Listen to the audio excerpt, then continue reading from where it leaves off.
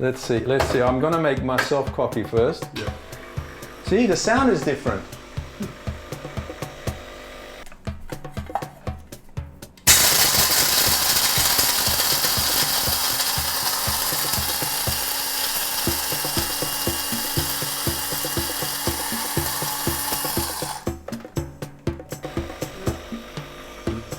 It doesn't.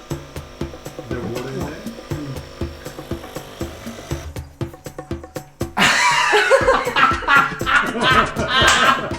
There was no water?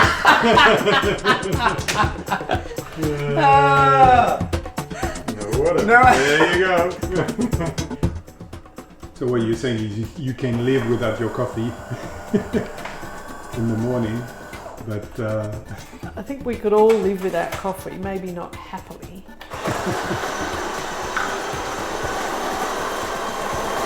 see, sometimes it's a simple solution, Arek. Thank you, Albert. What would I do without you? I wouldn't have coffee. Oh my God, that's what it was. Okay.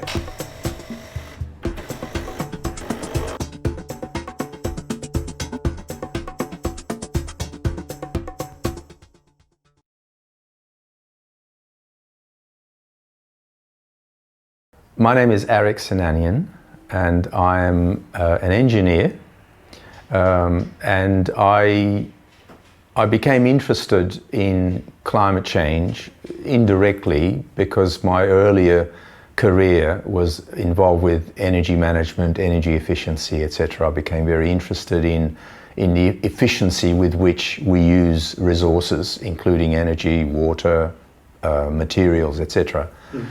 And one way or another, my career took me to consulting in environmental management and energy management and resource management. But then about 10 years ago, I, like many other people, decided that climate change was going to be a major global issue. So I put all my attention and my focus on that aspect, specifically on climate change, carbon management, and of course carbon reporting, etc. So I got involved with what the United Nations was doing at the time, particularly in Europe. So I ended up doing quite a bit of work through the UNFCCC, which stands for United Nations Framework Convention on Climate Change.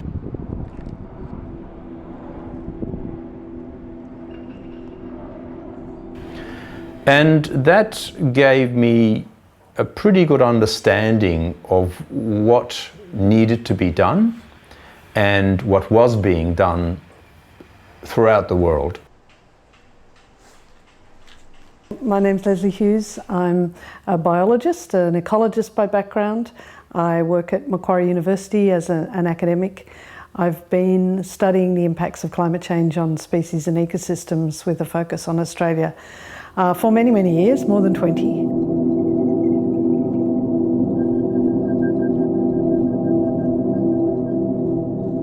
So I was very privileged to be part of the IPCC 4th and 5th assessment reports. I was on the Australasian chapter and I was in charge of the biodiversity section as well as several other sections. So I worked with a small group of other people to put those chapters together.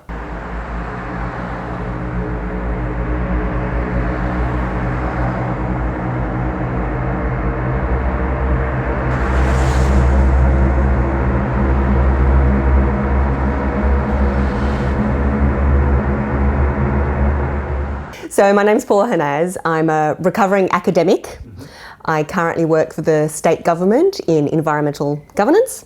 I also have a PhD in transboundary water governance. I was looking at the Ganges and the Brahmaputra basins in South Asia, and I'm particularly interested in the effects of climate change on society, economy, and politics. So my research and policy interests very much lie on that interface between the environment and the human world. Yeah.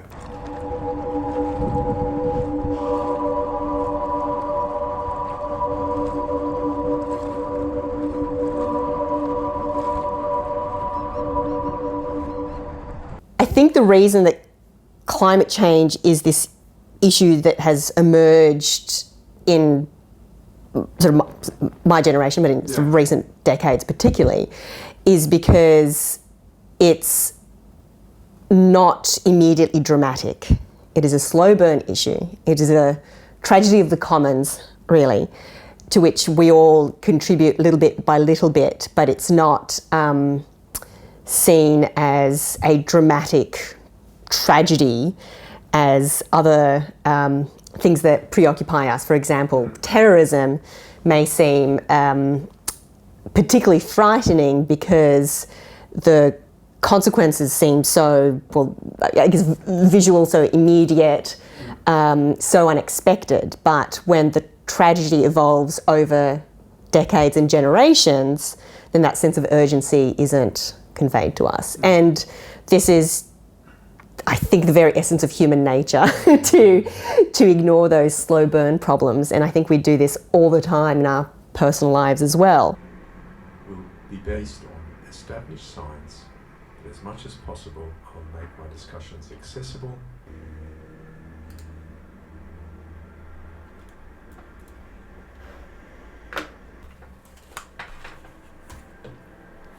What I'm trying to address in these podcasts, which I will put that on air for people to listen to, I'm trying to keep it 10, 15 minutes, each addressing a particular aspect of climate change. In this first one, I'm trying to talk about the basics of climate change, which is what we've talked about, so that people have a fairly good idea of what is climate change, what causes climate change, the greenhouse gas effect, the greenhouse gases, and what do they do, and why, how is it that they cause climate change, and what is climate change? What does it mean? A lot of people still don't quite fully understand that. I know it's surprising, but that's because the media hasn't done a good job in explaining it, and I guess people have a very short attention span, and they don't want to spend hours reading about these very, very complex issues. And so what I'm trying to do in these podcasts is to try to simplify it, speak in very simple language, and basically have a conversation, well, a one-way conversation, where I do the talking into this thing here, and hopefully they will listen and get something out of it. What I'm hoping for is people will write to me and ask questions, and I will answer it through these podcasts. Arek, yeah. Do you think climate change every second of every day? No, actually no. I Why try not? because I would get very depressed. No, but I have many other interests. Well, a few other interests. I write music. You can see the keyboard here. And I do a lot of writing. I'm trying to write a novel right now. Here are my characters. My characters are James Webster, Steve Hancock, Emilio Gomez, he's Spanish, and Paula Rossi, Italian. So these are my characters of my novel. Is it about climate change? No, nothing to do with climate change. I switch between climate change issues and writing on that, and then I have my sort of creative side of my life where I do my creative writing and creative music. We shouldn't be scared of models that predict the future. Look, models predict economic future. Models predict all sorts of things, and we have to rely as best we can on these models. And what climate change models do is they give a worst case scenario and the best case scenario. As it turns out, so far we've been trajectorying towards the worst case scenario. Okay, that's what. And to me, sorry to interrupt, but we're not in the model situation anymore. I think we're in the real situation. I mean, I just listed, insects disappearing, species disappearing. Once in a century or in a millennia event happening every year. Yeah. We're talking about floods, droughts, fires, extreme temperatures, ice melting, plastics in the ocean, polluting the ocean, killing all the as I said, species disappear, weird, unprecedented events like water spouts, you know, on the coast of the Mediterranean coast. Yeah, I think the evidence, we're not talking about a thing on a computer screen anymore. It's here.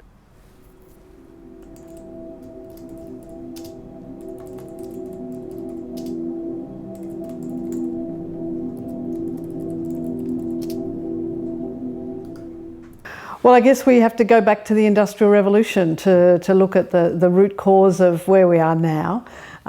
When it was discovered that coal was abundant and a very efficient and cheap form of energy relative to what had been before.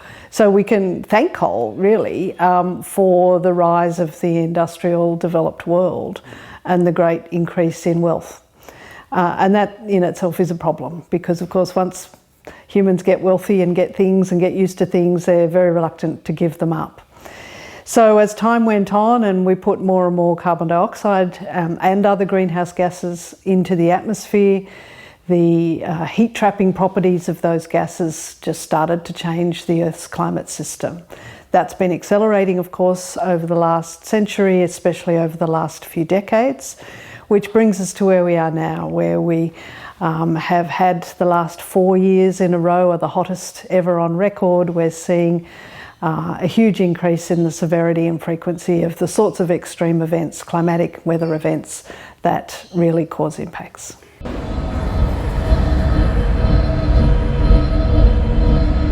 Certainly these extreme events are becoming more frequent, and all these things have been predicted for a long time because we understand the basics of the science actually very well. So scientists have been saying for decades that this is what was going to happen in the future. We're now in the future and those predictions are now observations. So the sorts of extreme events that have always happened are now occurring more often. We as society, as the world, have gotten to this point of neglecting the environment for the sake of our sort of more daily and more immediate convenience. So the convenience of having, fossil fuel powered vehicles, the convenience of having single-use plastics, the convenience of flushing our toilets with drinking water.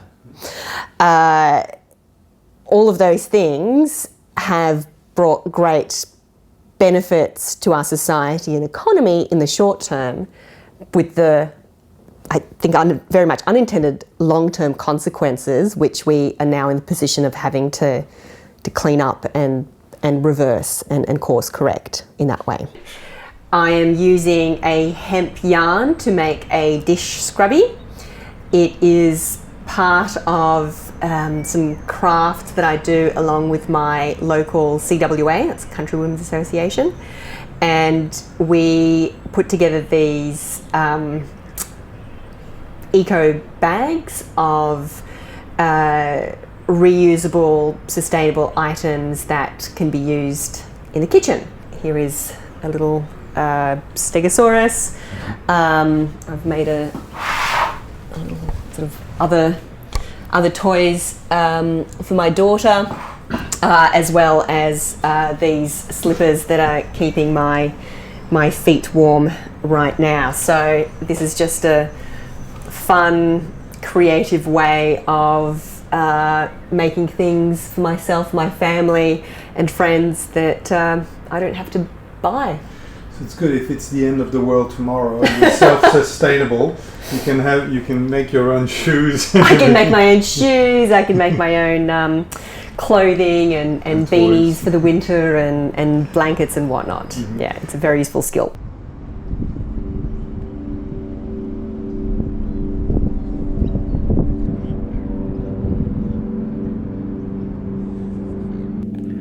The other problem with these forecasts and projections is people will say to me, and these climate scientists will say, so are you saying there's a positive, or there's a sort of pessimistic and an optimistic projection? why should we assume the worst case scenario? Because that's going to be very costly and it's going to affect my life. It's going to affect our economy. We're going to spend billions, maybe trillions of dollars doing something that may not happen. Absolutely true. Yes, that's right. But here's the thing. In what's known as the precautionary principle, which basically says this: if the risk of something really, really catastrophic happening is absolutely tiny, but the impact is catastrophic, the precautionary principle basically dictates that you must do something about it.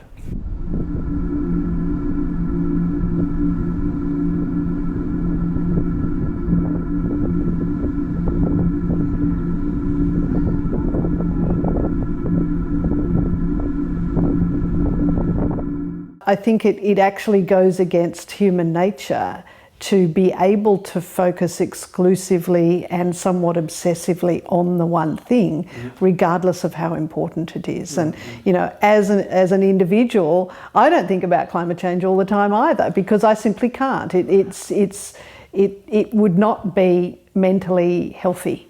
So it's very understandable, I think, that people can't talk about it all the time, don't want to talk about it all the time, and indeed, in my view, shouldn't talk about it all the time. We should talk about it a lot more. We should have it underpinning all of our actions, but obsession isn't a very healthy way to approach any important topic, I don't think.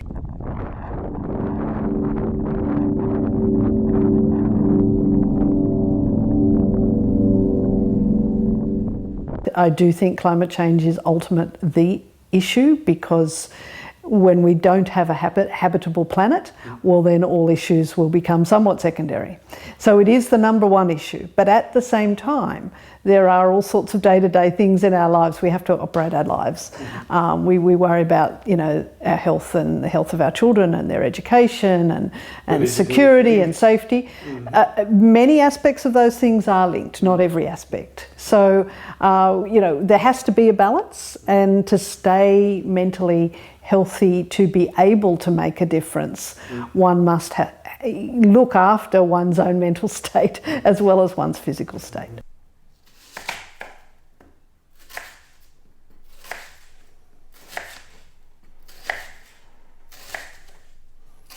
I do like cooking. I have an enormous collection of recipes that sort of oppress me a little bit, but you're right, Faustina. I'm going to start crying now. Actually, the onion, that actually brings a thought to my mind. Yes. Tackling climate change. One onion at a time. Is it one layer of the onion at a time? Is that how it feels? Yeah, I sometimes, you know, to me it's building a brick wall, and you know, you build it one brick at a time, and sometimes the bricks fall over and somebody bashes the wall down, and you start again and put a few more bricks in the wall. So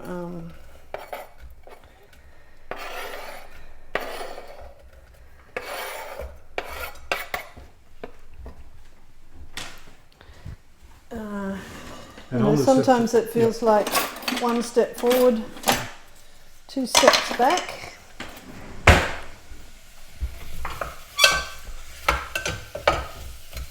Talk about sustainable. This wooden spoon I bought in Turkey in 1989. I'm still using it.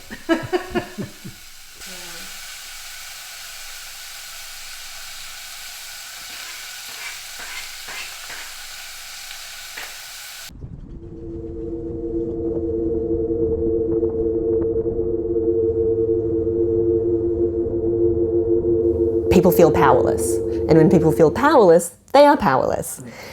So I think that's one of the reasons that so little has been done to address the effects of climate change.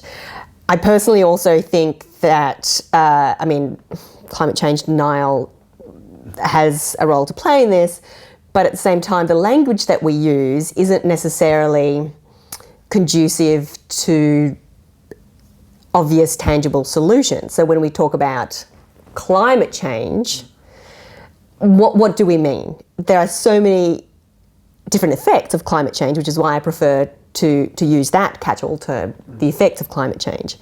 So are we talking about sea level rise? Are we talking about temperature, global warming, essentially, which then has effects on, climate patterns and distributions of, rainfall, and that has effects on natural disasters, the frequency and the intensity of natural disasters.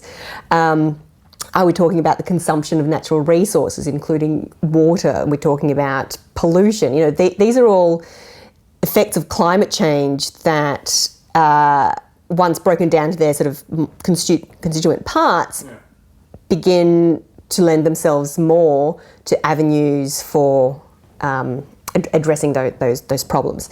So I think once we start focusing on more concrete aspects of climate change, those in and of themselves may become slightly easier, more manageable to address in concrete ways.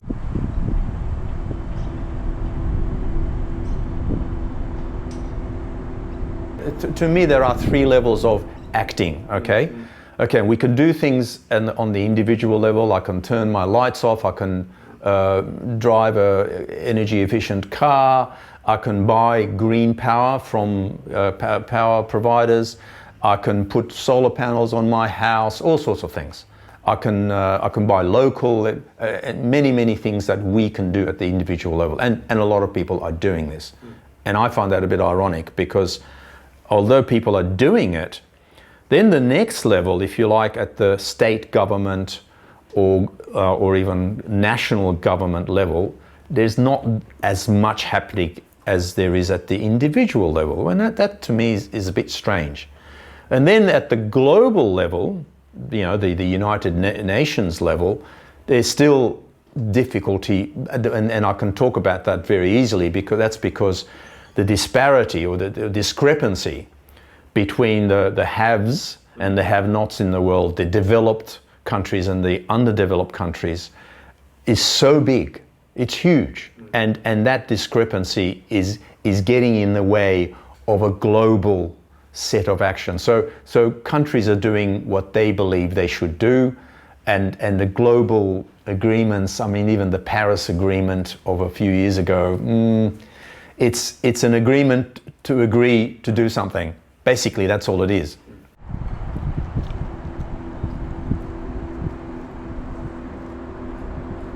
Politically, a lot of people are saying, well, why don't we let markets decide, when fossil fuels become less available, or they are a resource that is depleting slowly, maybe too slowly, the market will determine, the fossil fuels will become more expensive, and people will find different solutions to our energy hunger. Now, that's all very fine, but because of the urgency we talked about a few minutes ago, because of the existential issue, we can't let markets kind of do their own thing in their own time, and for these solutions to organically find themselves, because while it's doing that, the climate is going to become worse and worse and worse. These impacts we're talking about, extreme weather and sea level rise and ice caps melting, etc., are going to become more and more urgent and more severe.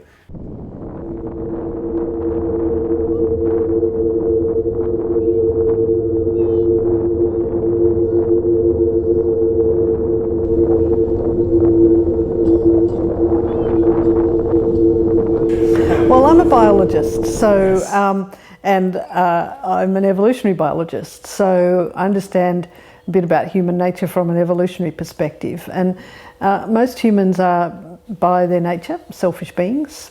They think short term, And if you're selfish and think short term, if you're an executive of Exxon, you'll be thinking about your next bonus and your next shareholders meeting, your next annual general meeting. You're not thinking about somebody's grandkids in the Bangladeshi Delta. You know, that's just out of your sphere of caring. So, and that's essentially the problem. Humans are short term.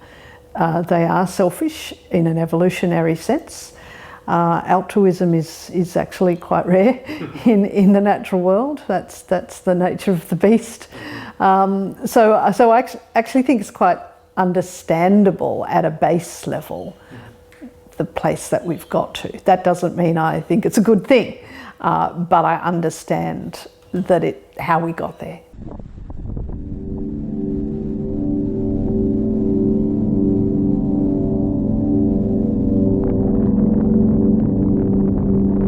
There's a lot of inertia in our energy system because of the infrastructure and the financial capital that is built up over time. You know, changing that overnight is pretty impossible, even if people wanted to. So I think, you know, we are going against the flow that has built up over the last 300 years or so of a developed way of life that relies on a coal-fired power station with wires taking electricity to other places. So there's a lot of that to be overcome and to change, and that doesn't happen overnight. Now, in many parts of the world, renewable energy is actually megawatt for megawatt cheaper than fossil fuel derived energy, which is a great thing, and the more renewables that are built, the economies of scale will make that even cheaper. But we still have a very big legacy to overcome.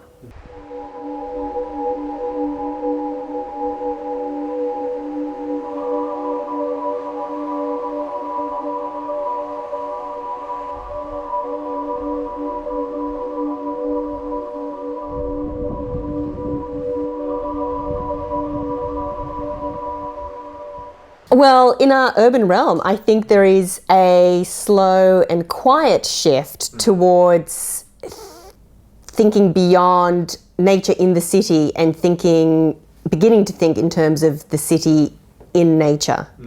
So using green infrastructure as a deliberate planning strategy and thinking of trees and other sort of green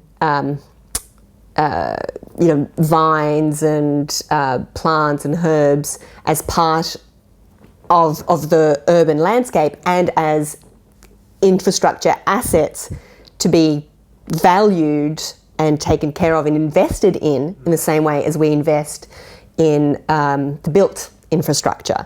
And I definitely see that through some of my work for the state government, a shift towards that. But it will also require a shift in attitudes from the general population. Look, the other thing that we do for our child is buying only secondhand clothes and toys. Basically, all of the toys that you can see here are either secondhand or they have been given to us as gifts, and they will certainly be put back into that virtuous cycle of items of children's clothing and toys. Here is my daughter's favourite book at the moment, which I also found at an op shop. It's The Waterhole by Graham Base, which for me as a water governance specialist just warms my heart. It's basically just a very beautifully illustrated book about what happens when there's no more water. And when we begin to think of our society and our economy as an ecosystem, much in the way that we are beginning to understand or reframe the way that we think about nature as an integrated ecosystem where changes in one part have consequences for the other. When we begin to understand our society, our economy, our politics as an integrated ecosystem, then we can begin to think of where levers of influence and pressure can be applied to best affect outcomes elsewhere in the system.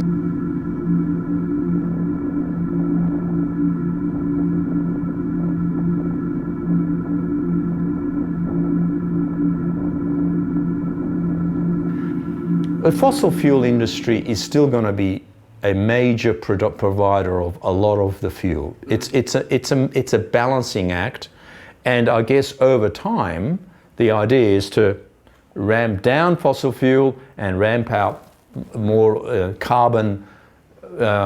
carbon-free energy supply. So we have to supply all this energy that we need, but with significantly less carbon intensity. Okay, so how do we do this? So again, I'm guessing this. I guess these fossil fuel companies in the boardroom say, look, we carry on doing what we're doing. This is what we're here for. Our shareholders expect us because they're buying our shares. Our owners, the owners of this company expect us to deliver what we are. And when the market decides that we are no longer needed, we'll pack our bags and go fishing. That's fine. Glencore, have you heard about Glencore yesterday? Their shareholders said, we don't want you to mine coal anymore. Okay. So they basically decided... They can see the writing on the wall. Yeah. And this is where we come back to the 3 tiers of action. I think at the personal level, I've got investments, I've got a superannuation fund, and I have elected to have what they call ethical investment. I think a lot of people can do this. There are all sorts of options now. You can opt out of certain types of investment, such as tobacco, if you don't believe in investing, or arms, or artillery, or killing machines, or drugs, or you can actually specify where you don't want your money to be. And if you don't want your money to be invested in fossil fuels, you can invest it in renewables. So I mean, this is something that we can all do. And that's a direct message. I mean, you may not have, tens of millions of dollars of investment individually, but if everybody did this, it would be a huge impact, because then that's the market now. The market would move in a direction that they are needed. And if there's more investment in renewables and less investment in fossil fuels, then we can go somewhere.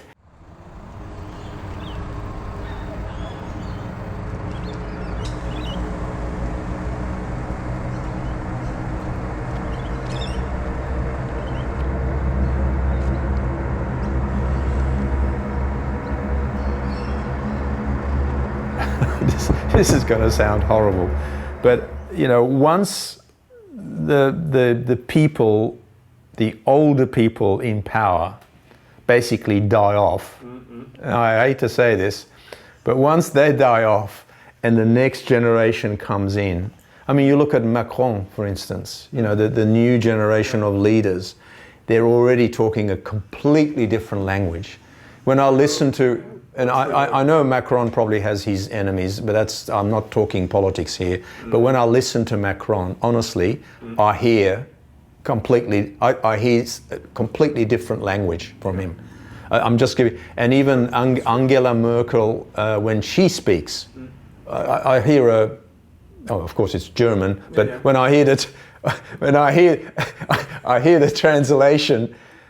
It's to me, it sounds like a different language. Well, I don't mean language as in linguistics, but language as in the content, the expression, the emotion, the message, the sentiment are different.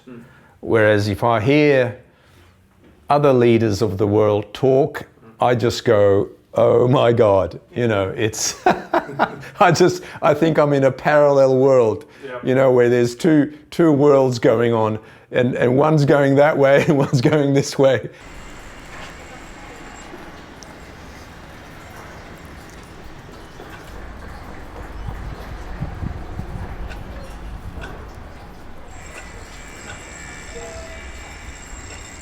The analogy I like to use sometimes is that, you know, it's a bit like trying to lose weight. You know, everybody knows how to lose weight. You know you've got to eat less of bad things and move more. Now, given that knowledge, which everybody has, we still have an obesity crisis. Why is that? Because knowledge is not the only thing you need. You need to act on that knowledge. And it's not like you can act once on that knowledge. You have to keep acting on that knowledge. You know, your weight is an accumulation of millions and millions of individual decisions you have made over your previous few years about what you've eaten and how much you've exercised. The climate is like that. It's a result of billions and billions of individual decisions. And we all know, if we get faced with a big bit of delicious looking chocolate cake, it's very hard to resist, and it's very easy to say, well, I'll just eat this and I'll eat less tomorrow. But often we don't. So, if individuals have trouble controlling their own weight, and many people do, most people do, this is that problem writ millions of times larger.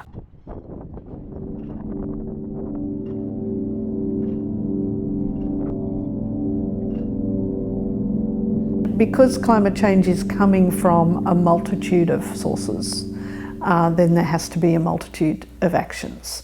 You know, we are developing some incredible technology, and that will continue, and indeed I actually think it'll be the engineers. If anybody's going to save us, it's going to be the engineers actually developing technology that will make decisions about reducing fossil fuel use both cheaper and easier. We have to make it easy for people. Once again, it's like losing weight. If it's too difficult, people won't do it. If you come up with some magic diet that makes it easy for people, then it will happen. I think increasingly money is obviously becoming more and more important as energy production from renewables becomes cheaper. Markets are being affected, and money does make the world go around, unfortunately, much as we would like to think otherwise, but that's just the way it is. And I think social awareness is changing as well. So all of those things have to change kind of simultaneously. The problem is that things are changing, but as you indicated, not fast enough to avoid the worst of the impacts.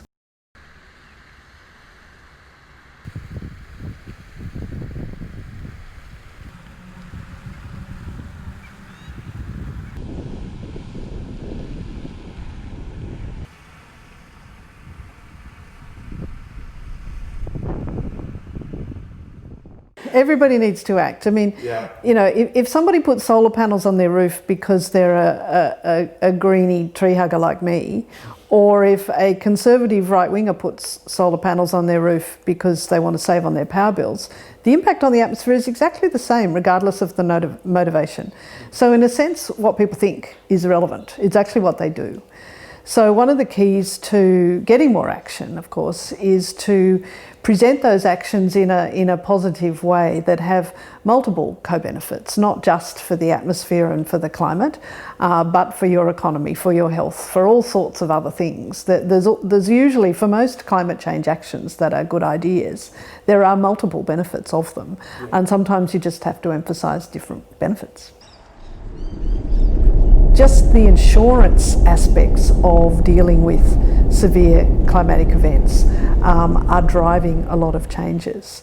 If you're living in a lovely coastal property right on the edge of the ocean, very expensive coastal property and a very nice place to live, we are seeing more and more that those coastal properties are becoming, in many parts of Australia and the world, under great threat. And in fact, many local governments, for example, are promoting the idea that those places will no longer be livable in the future, and those coastal properties will need to be abandoned and whole communities will need to retreat. Those are enormous changes facing even wealthy people, and sometimes the most wealthy people. Droughts are affecting our agricultural communities enormously. In Australia, we are fairly used to droughts, but our droughts are getting longer and more severe and hotter, and that has an enormous impact on agricultural incomes and therefore on the livelihoods and community structure of rural and regional communities. So different sorts of climatic impacts are having different effects on different parts of society, but almost everybody will be affected in some way.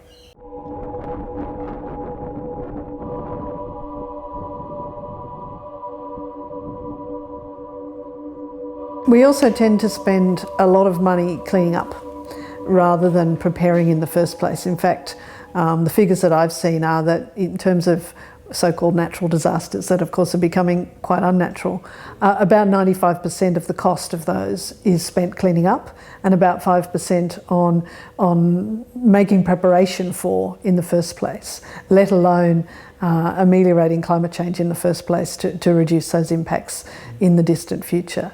So yes, we tend to have it, we tend to be very reactionary as human beings. We respond to things after the fact quite well. We don't prepare for disaster very well at all.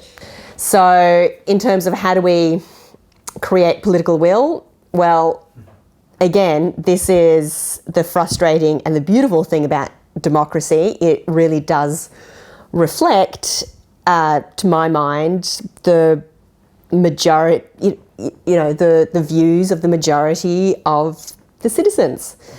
So if you are genuinely concerned with climate change or any other social justice issue, then yes, you can gripe about it on Facebook, like a few posts, or you could channel that energy and time into actually campaigning your local member of parliament, letting them know what is important to you and why they should act in your stated interest.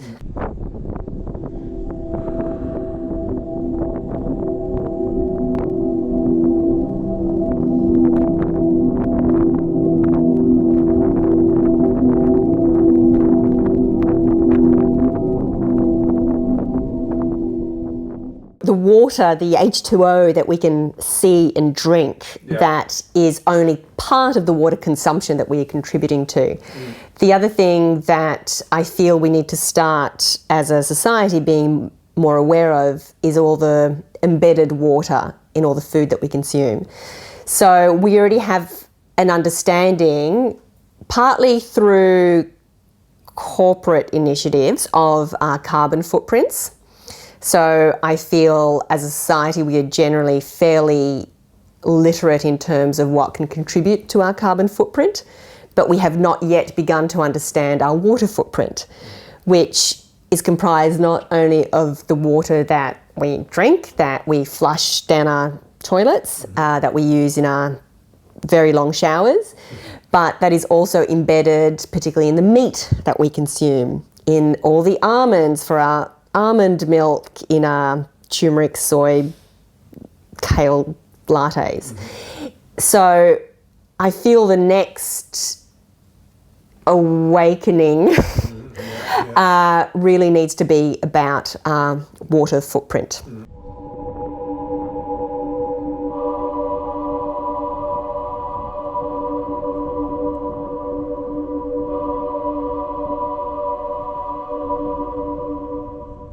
Really, the point about water is that it has multiple uses and therefore multiple values. So the food, energy, water nexus is really the crux of the problem, because when we begin to run out of water, we begin to run out of food.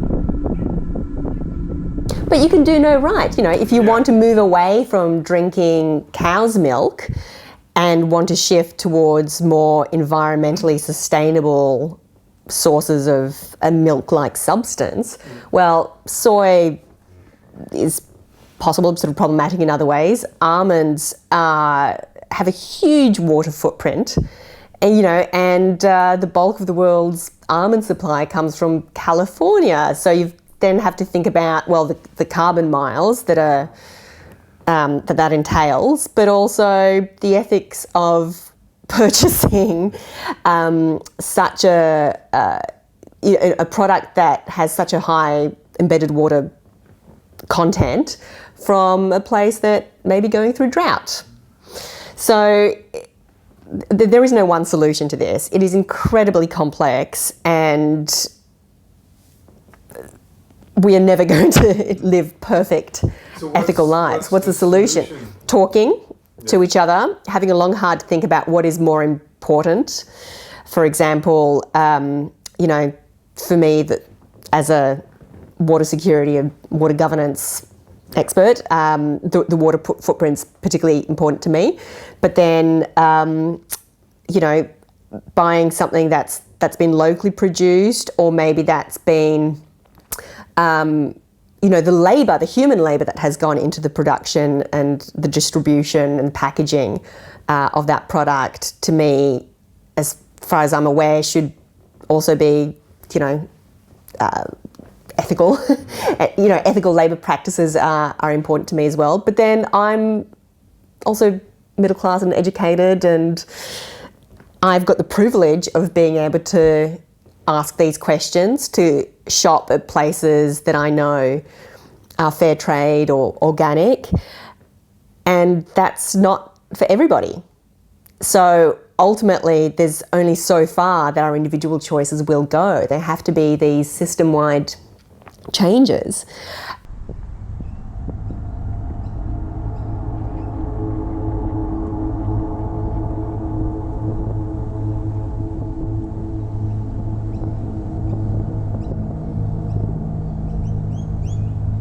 And again, I think partly, again, in terms of the individual consumption and lifestyle and behaviour, it's going to have to be tied in with creating status in society around living frugally.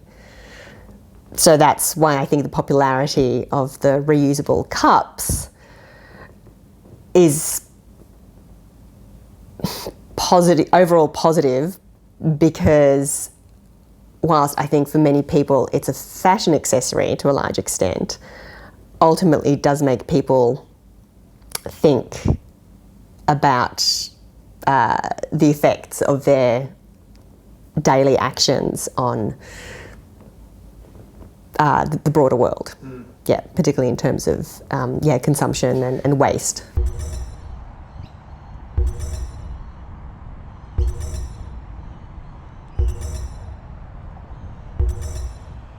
Humans find transitioning from one state to another very difficult, but we've done it. We've done it right throughout our history, or we wouldn't be where we are today.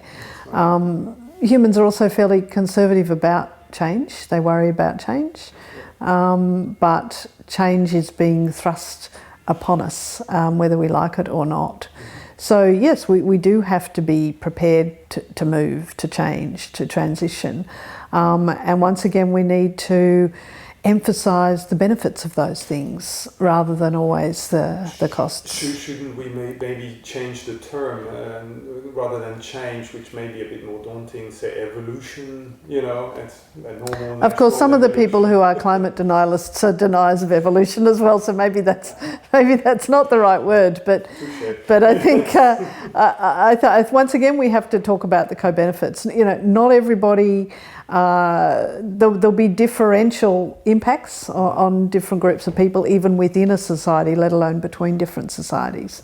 But, you know, as I think John F. Kennedy once said, you don't do something because it's easy, you have to do it because it's hard.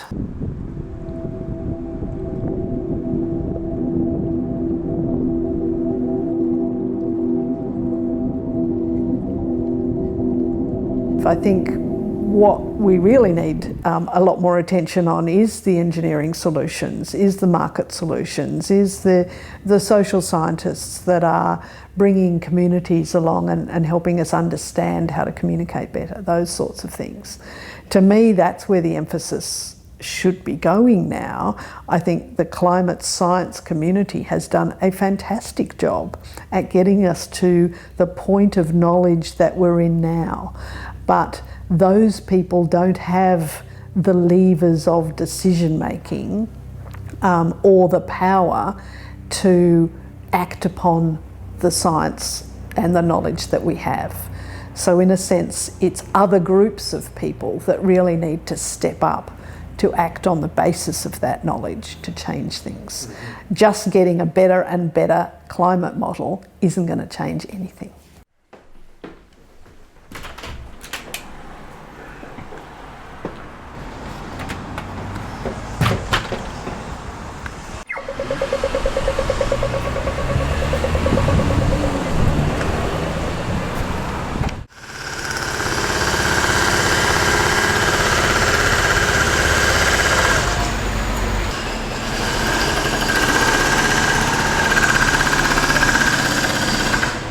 People say to me, Arek, how can there be global warming and yet parts of the world are experiencing extreme winter conditions? Yeah. Well, I have to remind them all the time that climate change is about extreme weather. It's extreme weather. In fact, sometimes I think maybe climate change should be changed. The title should change. We shouldn't be referring to climate change. Maybe we should be talking about climate crisis or extreme climate or whatever. We should be changing the label because unfortunately climate change, I mean, people say, well, we've always had climate change. People do come up and say, look, I do feel powerless because I'm only one person. Yeah. And I think there's a great example of the power of one person that's in the last couple of months, which is the 15-year-old girl in Sweden, you know, Greta Thunberg, I think, who just decided off her own bat that she would take every Friday and go and sit with a little cardboard sign outside the Parliament because she just got fed up. And she has, that one kid, set off this amazing youth movement. You know, I went to the climate march here in Sydney a few weeks ago with my kids, and it was incredible, you know, how articulate and passionate these really young people were. They're angry, you know, they are really, really angry, and they're channeling their anger in a very productive way. And of course, you know, there were youth movements and anger before Greta came along, but you know, she really sort of captured the emotion of a generation, I think. She's a very plain speaker. You know, a few months later, she's in Davos talking to the World Economic Forum. I mean, how extraordinary is that? Right after David Attenborough. Right after David Attenborough. So, you know, the power of one is around us all the time. But even if it's just to get rid of some plastic product out of our local cafe, well, that's something, you know. But look, the real area here is the people who are making decisions for us, the politicians, the prime ministers, the presidents of this world, the people who are coming to the United Nations. They're the people. So how do we influence them? I think public opinion in the world, yeah, well, money is going to talk, and very, very loudly. We know that. And politics is difficult for these people because of all the things we talked about. Short-termism, the economy, social issues. For instance, people talk about jobs because it's important for economic growth, for people to have a job so they can feed their family, so they can prosper, etc. But the problem is, again, I don't think the scientists, and I take some responsibility here, we haven't done enough to provide data and studies that show actually that the new economy, the greener economy, is going to provide even more jobs than the previous one. When computers first came into our lives, people said, oh my God, all these people are going to lose their jobs. Computers are going to take over our lives. Well, in fact, they have taken over our lives. But look at the jobs it has created. The IT industry, I don't have the numbers in front of me, but the IT industry, not just the computers, but the entire IT industry, the internet industry, the IT, the computers, the gadgets we have today, everything is linked to the universe through IT. Yep. That has created 1 million times more jobs than the jobs that were lost because of the introduction of computers. Think of it that way. Yeah. Okay, so the way I look at it, I'm an engineer basically, the way I look at it is the new energy provision, as I said, energy is fundamental to our economy. So whether we provide it using fossil fuels or whether we provide it using turbines or solar energy or whatever, it's still going to be the same amount of effort and jobs and technology and intellectual property. Look at all the different, for instance, the development of more efficient solar panels. When I was first in this business, solar panels were about a quarter of the efficiency of they have today.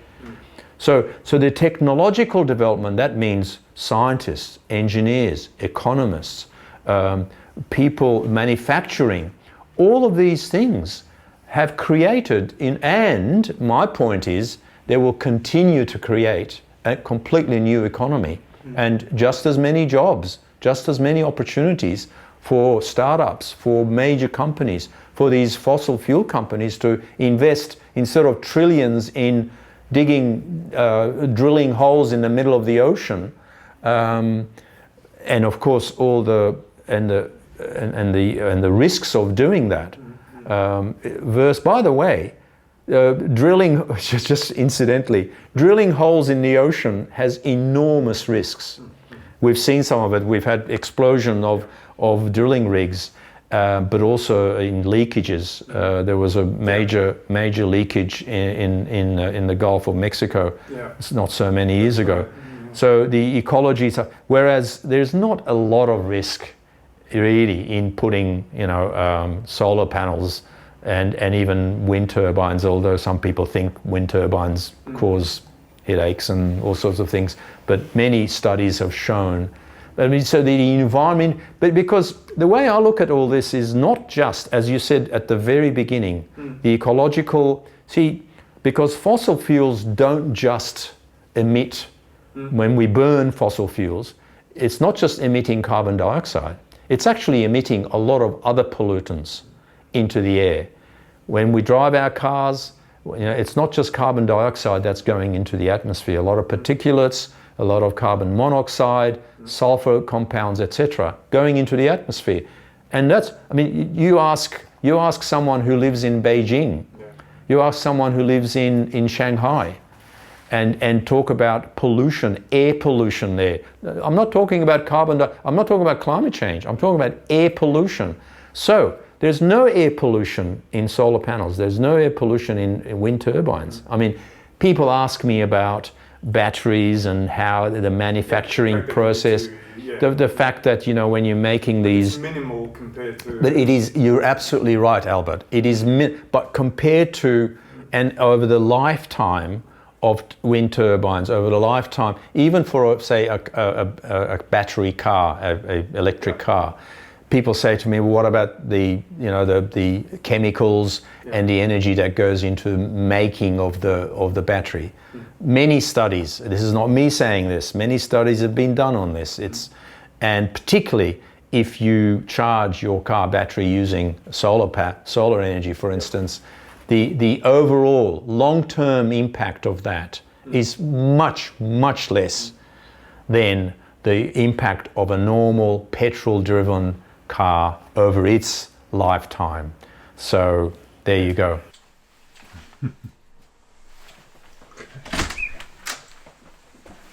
Am I locking you in? Yeah.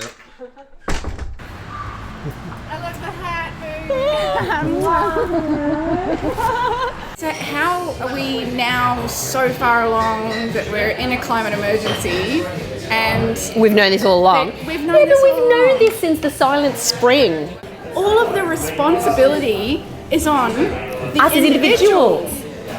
And that's to bullshit. sort your recycling properly, not put it in a plastic bag, not use a plastic bag, not At the same time as we're being told to buy, consume, and therefore you must also be buying, new things regularly. All the plastics you have to keep replacing. Yeah. So on one hand, we're being told to consume. On the other hand, then the onus of responsibility is placed back on us. Yeah, so, I go to incredible lengths. I now shop at 10 shops instead of 2, Right. right? Yeah. So I go to the dairy for the milk, and I go to Meatsmith because they wrap it in paper. Exactly, yeah. Although I'm a tiny little bit concerned about the glossiness of the paper. I'm not sure. I have to look more into it.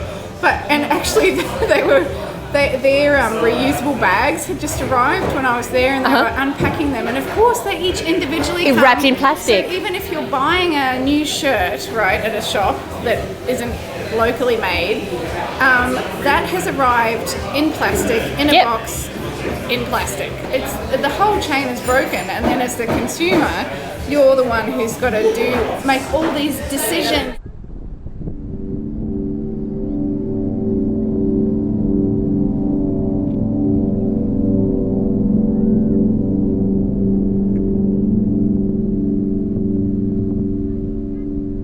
I worry about my children's future. My kids are both in their early 20s, so they haven't had children yet, so I don't have grandchildren.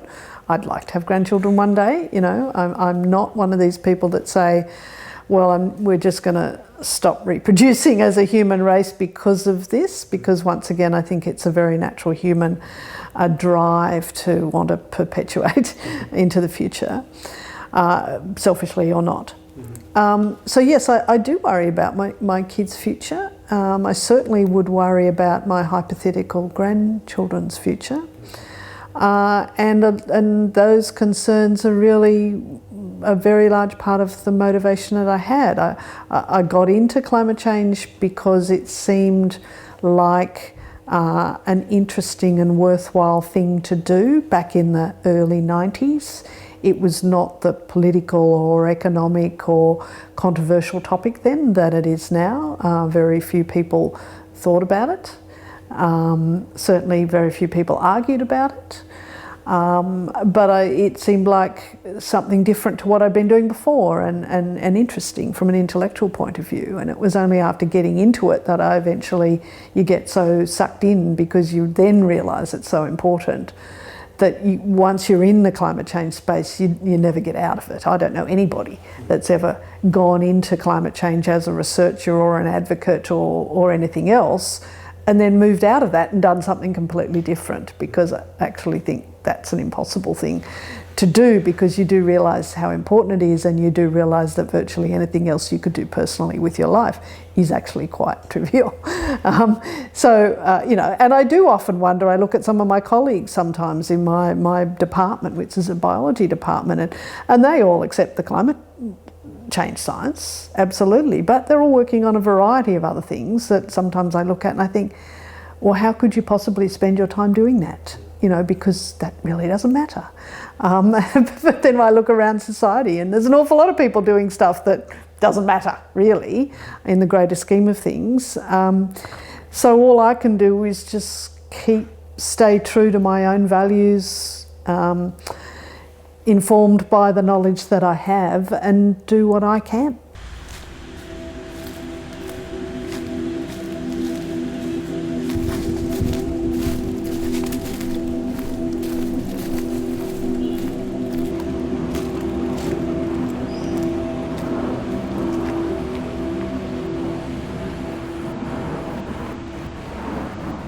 People often will say to me, oh, have you read this book about climate change or that book about climate change? Because there's a huge number of popular books about climate change, and usually I'll say, actually no. If I have any downtime, I like to read detective novels or other sorts of fiction, because I can't just do climate change all the time, you know.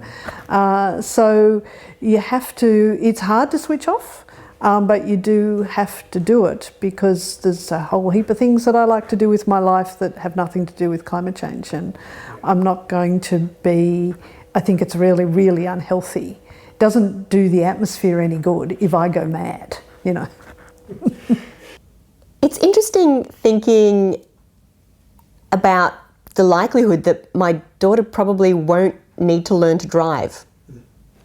She will probably have autonomous vehicles, and in my sort of socialist utopia mindset, I'm assuming will be a form of public transport not monopolised by a capitalist elite.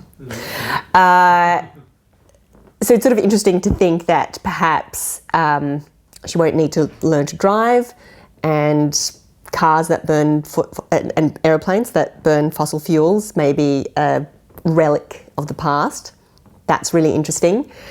I think she will not blink an eye about the fact that all the water that she drinks will probably be recycled. I think she will not think about the fact that most of the food that she consumes is plant-based, locally, maybe even hyper-locally produced, probably using a lot more fertiliser that's a byproduct of human waste. I think that sort of moving towards more like a closed loop sort of system of food production and water recycling will just be the norm in her lifetime.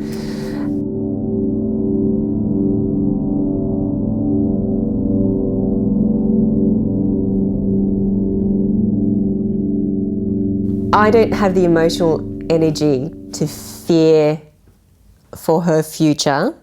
I would rather channel my emotional energy into the now and what's within my physical capacity and within my capabilities to affect today, because the future has always been unpredictable. That's, I think, a defining characteristic of the future. But I trust that we as her parents will instill in her good values, a sense of civic duty, which I think we as a society have lost, and I think is very important, not just in terms of the political sphere, but very much in terms of the environmental governance or the custodianship of the natural environment. And my partner and I very consciously make our lifestyle choices based on our strong sense of civic duty. And I hope that we instill that in our daughter. In fact, when she was born, we took her home on the bus because we didn't have a car. So I don't fear too much, because I think that's a waste of my emotional energies, and I trust that she will make ethical decisions and lead a productive life that benefits the society and the planet that we leave to her. And there's also Mars. I'm sure she'll be able to just migrate to Mars when this planet's no longer viable. I'm trying to cut the long ones, the tall ones.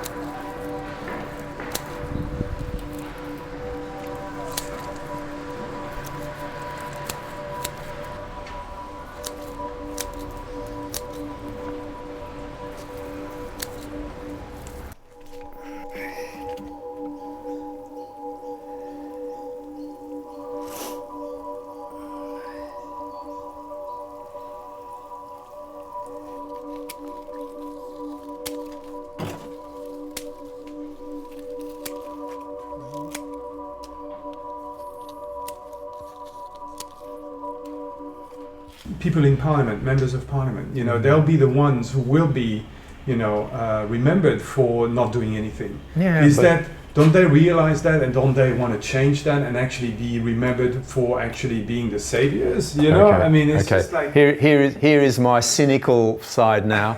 Here is my cynical side, Albert. For those people, they'll say, "Well, I'll be dead and gone. I'm going to enjoy my life as much as I can. I really don't care what history will see me." Look, who remembers, other than the big names of history? Who remembers the parliamentarians in the, I don't know, in the 1900s? Who remembers them? I mean, you know what I mean? It's a matter. It becomes a philosophical question as to what are we doing here? What am I doing in this life? And is it important for me to leave something better behind? I've enjoyed a wonderful life, and I would like to think, well, I've got 2 sons, and I would like to think that I'm leaving something for my sons and their children, something as wonderful, as enjoyable, and as beautiful as the life that I have been able to enjoy. And that's my raison d'être, but other people have different priorities. Now you mentioned your sons. Of course, I'm thinking of my 4-year-old son, and I'm getting emotional. You are. Yeah, it is. It is that. But you know what? You are doing what you can, and I'm doing what I can. Yeah. And that's just the way it is. I guess we all do. Back to the individual level, I think I think we can all do more. I really do, at the individual level. You know, I'm doing. I mean, this is part of what I'm doing. This is part of what I'm doing, and I don't know what else I can do other than the actions that I can control. Yeah. But I think voting. I think, as I was saying to you earlier, we must not vote politicians. I'm sorry to say this, and I know there are other issues to consider. There's economics, social issues, health, education. Yeah, I get it, of course. These things are also important, because education of children, health of children, yes, all these things really matter in our lives. But on balance, I would strongly suggest people to think very carefully about politicians who are going to make decisions for us, for me, for you, that have huge consequences for future generations of this country and of the health and of the world. Think carefully about this. I would be it would be very difficult for me to separate climate change politics from health, education and social politics. I'll tell you why. Because as we said, as we have said in this conversation, because managing climate also has social impacts. It's affecting the people who were affected by the floods, by the fires in California. That had a major social impact, major economic impact. These people don't have a home anymore. Okay, so these are important things. So to separate climate as a separate little environmental issue is, I think, misguided, because this affects a lot of many aspects of our lives, and I think politicians need to be put under pressure to act on this. And it's not a choice anymore, as we said. It is no longer a choice.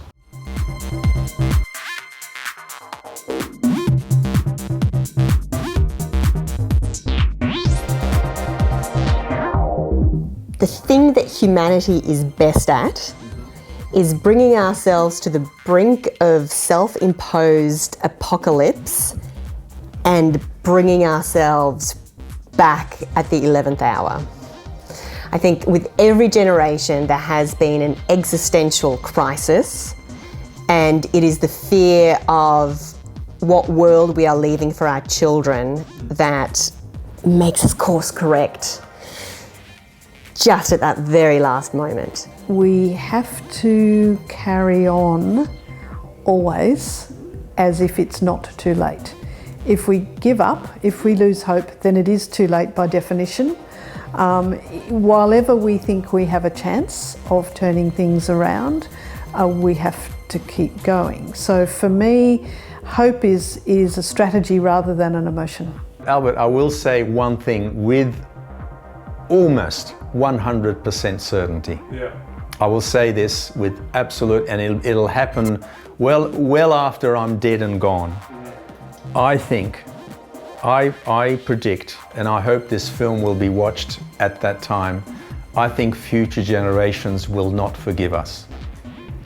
I truly, truly believe that. Future generations are going to look at this period of history, you know, the early 2000s, and they're going to say, what the hell were they thinking about? Why did they completely ignore the science? Why did they completely ignore the projections and in fact what was already happening in the 2018, 2019? Why did they completely just were blind, completely blind to that?